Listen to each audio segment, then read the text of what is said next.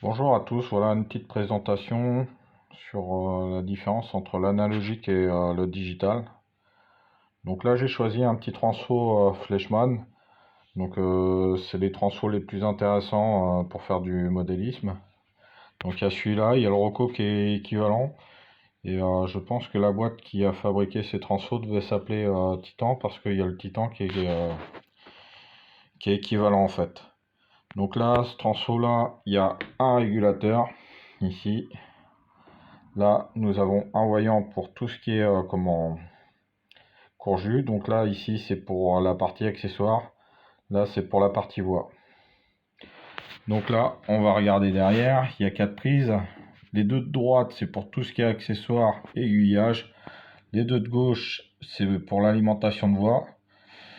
Donc moi, ce que je fais souvent, je relie ma voix à des fiches bananes qu'on voit ici. Clac. Et en fait, après, je les relie avec un fil au transfo. C'est assez simple, c'est assez propre. Donc là, on va faire les essais. Donc mon TGV à droite, il est en analogique. On met du courant.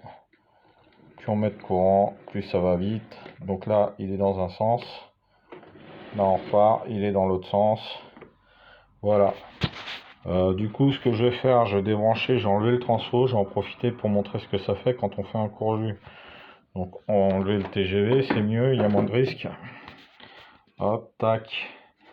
Et là, ici, quand on fait ceci, normalement, le voyant du bas, il va se mettre au rouge. Ah là, il le fait pour. Mais normalement, le voyant en bas doit se mettre au rouge. Donc du coup, voilà. Il ne le fait pas. Pourquoi? Parce qu'il n'y a pas de courant, tout simplement. Et là,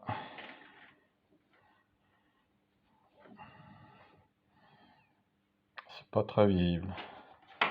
Donc du coup, voilà. Donc le principe, c'est ça. Donc là, j'enlève le courant. Et je débranche. Donc là, hop, on va gagner en visibilité. À sortir la Multimousse. Alors ici, nous avons deux engins. Donc un YU1000 que j'ai que j'ai pas encore rentré sur ma centrale et un 63000 donc 0,40 DE, donc c'est les anciennes appellations de 0,63000. Lui il est rentré sur ma centrale. Donc là tout simplement on va essayer de zoomer. Voilà, c'est mon 0,40 DE. Donc qu'est-ce qu'on peut faire avec du digital? Bah, déjà on peut mettre des fonctions. Donc là, j'ai appuyé sur la petite touche ici. Ça allume des feux. Tout simplement. On peut mettre des bruits de moteur aussi. Des sifflets. Alors celui-là, il est un peu plus complexe. Il y a l'éclairage cabine qui se trouve sur une des fonctions. Je ne sais plus laquelle. Voilà, c'est la fonction 8. Donc ce bouton-là. Hop. Voilà.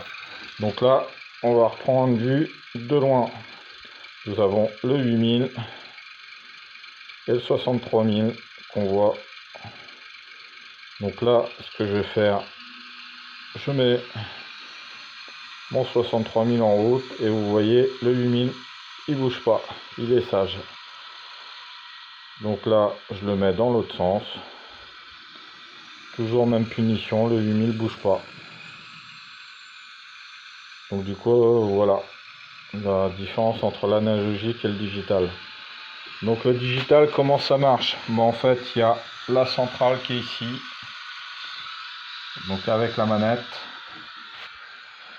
Et après, dans cette machine, il y a un petit décodeur. Donc il y a deux choix de décodeur, il y a avec ou sans son. Alors celle-là, elle est équipée d'origine avec un décodeur sonore. Donc du coup, on a accès au bruit. Donc du coup, voilà. Et en fait, l'avantage, c'est qu'on peut on peut utiliser des fonctions, on peut piloter une machine indépendamment. C'est surtout ça l'intérêt. Autre chose, au niveau des câblages, en fait, ça simplifie beaucoup les choses. Parce que quand on va être en analogique, bah du coup on va être obligé de câbler tous les modules et de faire des coupures. Et là on peut se permettre d'éviter de faire des coupures. Sauf si on fait ce qu'on appelle du cantonnement, quoi. Donc du coup voilà. Allez, bah je vous dis bonne fin de journée. Au revoir.